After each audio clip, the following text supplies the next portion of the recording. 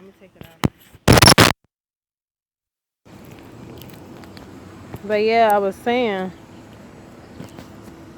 like I was saying, guys, once you go through this after a certain point, this is why I swear we should have like conference for people who like, okay, say we all going through this, but some of us are actual believers and some of us are just intelligent. That's what I get. Because even the people that sound like they're not on to life, they have an in-tuneness that they can see beyond what's behold before our eyes. You get what I'm saying? So that's what I mean. And since we're still linked together, even if you're not a believer, you still have an idea that something spiritual and something physical is going on. But I feel that we should align together in the sense that we discuss it so you can have the full grounds on it. That how we can handle it as one spiritually and physically. Cause I was really thinking on it, and I looked it up a long time ago because I was thinking more so on who's the Chaldeans. Like Father said he'll send someone terrible from the north that's going to harm us, and I looked up and I'm like, that could be Russia, that could be Syria, that could be China, you know what I mean? That could be in the sense of anyone. He said that he would send them and they would be terrible. So I was looking it up in that aspect, like, say you wasn't spiritual and you still want to know the 144,000 and it's 7.9 billion people. So I'm like, damn, all the rest of the people could possibly be demons or hybrids or just mixed blood DNA wise, and only the 144 is actually full-blown human. I was like, yo, that is very creepy. No matter how in tune or no matter how prepared you think you are, that is very creepy to have that amount of vessels against you.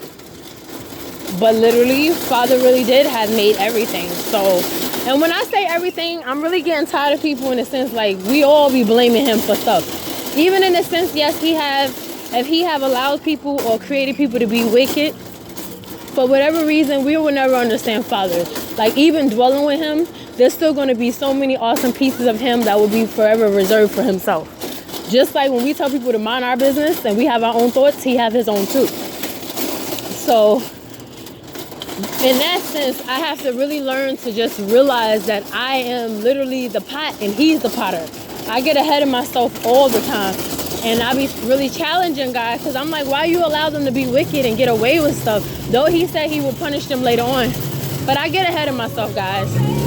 So people when a person died from cancer and they say, why God didn't save? No, somebody created cancer and then they got the cancer for whatever reason. Whether it was from birth or whether they got it from bad choices in life, they got it. But that wasn't him. He didn't create the cancer. And even if that's the case, people will be like, well, why did he create people? Some people have vision and some is blind. Look, even with that, I don't understand. Because there's people that's been born with no legs and no arms. And they still just seem to be full of life. And we got all our body parts and we're just like, yickety, forget this.